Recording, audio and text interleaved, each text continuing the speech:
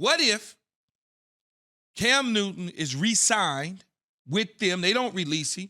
They go to him and they tell him, we don't want to give you this $25 million you're on the books for. Let's figure it out long term. And now, all of a sudden, he's still there last year instead of in New England.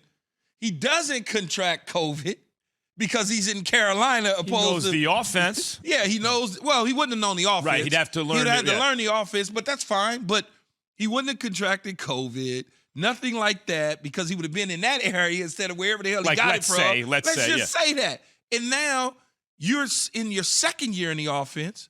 Instead of having to learn it all over again or learn it now, you would have learned it a year ago, and you'd be on schedule this year, especially how they started out on a positive note with Sam Darnold. And then maybe if he's there, maybe Christian McCaffrey doesn't get hurt. I mean, you see what I'm saying? It's just like you look at all of those sort of scenarios, but at least this time around they got it right. They recognized that he still had some ability, and that's a good thing. But, when they moved on from him, what that makes very clear is it's not that we didn't think Cam was good, is that he was injured, right? And then who was the quarterback who was having some success? It was injured plus about $25 million, I think he was due. But who was the quarterback now? The backup who was having Kyle Allen, right? He had a cup of coffee. But I wonder if they were looking at that and they were thinking, we can approximate Cam for not very much money.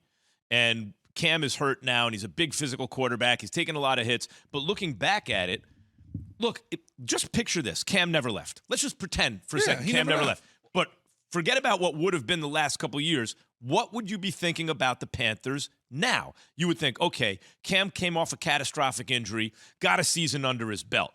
Now he has the best receiving core he's ever had in his career. DJ Moore, Robbie Anderson. In his career, because they didn't have anything in New England, right? Yeah. When he was so in his career, and if McCaffrey can stay healthy, he has the running game that he never had when he was at his best to go with receivers. He had it one year. He had a good running game with Jonathan Stewart and D'Angelo Williams. But that was a 1-2 punch. It was powerful. That wasn't the best version of the Panthers. Like when they were in their Super Bowl challenging days. No, that was when they went to the Super Bowl. That was Jonathan Stewart and D'Angelo Williams in 2015.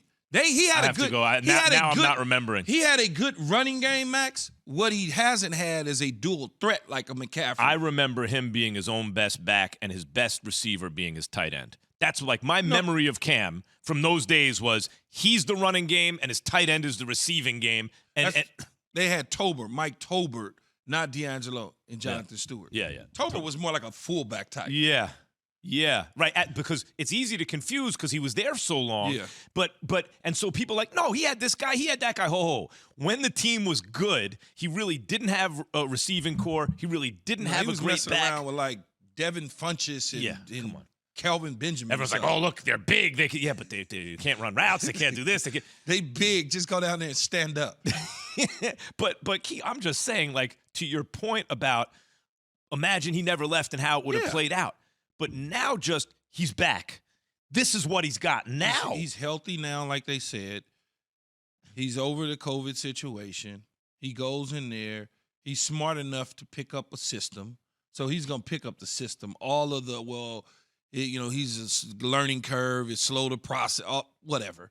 All quarterbacks are smart picking up systems. If you're any good in football, you know how to pick up a system. And on top of that, he's in a comfort zone in an area. He didn't leave the Carolina Panthers with any negative vibes or feelings. He understood why they moved on from him. Because most times when quarterbacks are staples of an organization, the only time they're going to move on from you is if you are hurt. Carolina's in a situation where they have no idea what they have at quarterback for the long term. They don't know what their answer is. They're currently paying 4 guys, if you count Walker, right? Because they're still paying Teddy Bridgewater. They got to pay Darnold almost $19 million next year, fully guaranteed. Mm-hmm. And now you have Cam. So you have all this money spent on quarterback. You still don't know who your 2022 starter is going to be. So they're kind of flailing at the position. And it's a neat story with Cam being back there, and maybe he does well.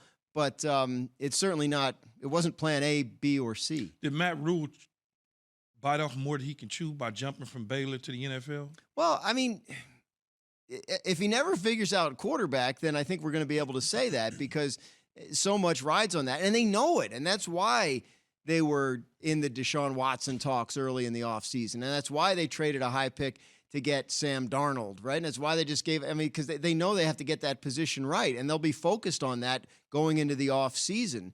They have his first draft, Rule's first draft, they drafted all defensive players. Yeah. And they have a good defense. So, there is some building going on there, but I think they know they can't cash it in until they figure out the quarterback. Thanks for watching ESPN on YouTube. For live streaming sports and premium content, subscribe to ESPN+.